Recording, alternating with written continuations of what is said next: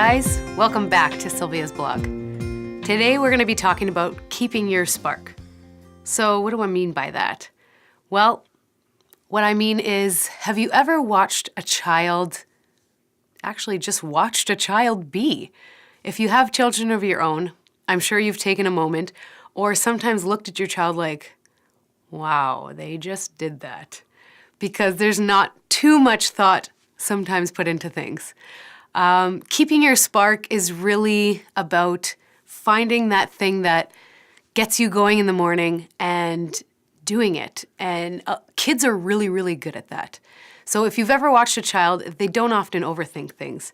And I'm going to share this example with you by showing you a clip of my daughter, Moxie, dancing. So take a quick look.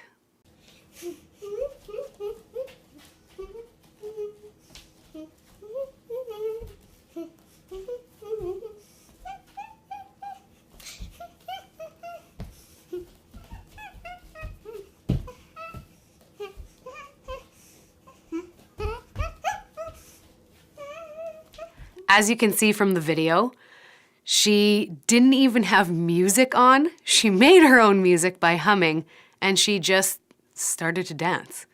In her mind, it was, I want to dance right now. Mom has a camera.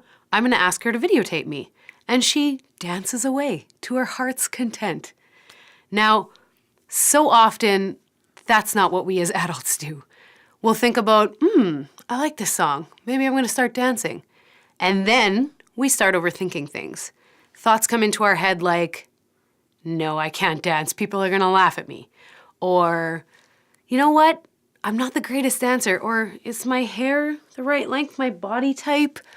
I don't know if I can do it.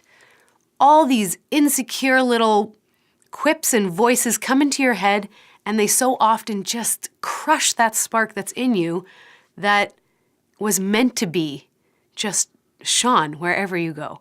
So with children, they don't think about things. They definitely don't overthink things. If they want to do something often, they'll do it. And if they want something, they'll ask for it. I often say that we could learn a lot from our children. Another part of keeping your spark is just finding something that you really love to do and what you love to do as a child. What I've seen so much is children grow up and initially let's say they love superheroes. So they wear a cape and they put on the mask and, Mom, can you make this for me? And I'm gonna jump off the chair. Don't worry, it won't be the roof, but I'm gonna be a superhero. And they get so excited about it and they just do it. They find a way. And then usually around teenhood, there's something in there that whether it's maybe bullying and somebody says, you did that, that's not cool. And we believe it. And we let that spark slowly die. Or maybe just ourselves, we think, no, I have to look cool today. And that's not cool. And then it even progresses into adulthood where, well, okay, I really liked to do that as a child, but now I'm an adult, so I can't do that anymore. I say that is ridiculous. I think that there's definitely something to be said about being responsible. I mean, we need responsible adults in this world, but there's still something inside of you, that unique part that needs to break forth and just be who you are. A quick example of myself. When I was in high school, I did something called Fashion Friday. And if you've gone to school with me, you probably remember, in grade 11 it started and then it went all the way through grade 12. So for 2 full years, every Friday, I would wear something different. Whether that was dressed like a cowboy and I had the cowboy hat and the jacket with the tassels, or whether that was dress all in plaid or wear a sequin gown to school, I always dressed up different on a Friday. And initially, yeah, I got a lot of looks and questions, but once people started realizing it was a theme, Fashion Friday, then I distinctly remember in grade 12, I came to school one Friday wearing normal clothes, I guess you would call them normal, and I had for sure 2 teachers and a few students go, "Excuse me, it's Friday. Why are you not dressed up? And so it really became a thing, and it really ended up catching on.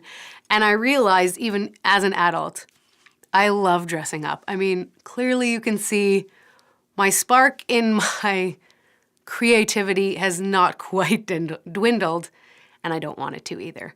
So keeping your spark, whatever it is that gets you excited about waking up in the morning, whether you love comics or whether you love to dance in the street, or whether you really enjoy jumping on the trampoline. So if you want to go jump on the trampoline, just go jump on the trampoline.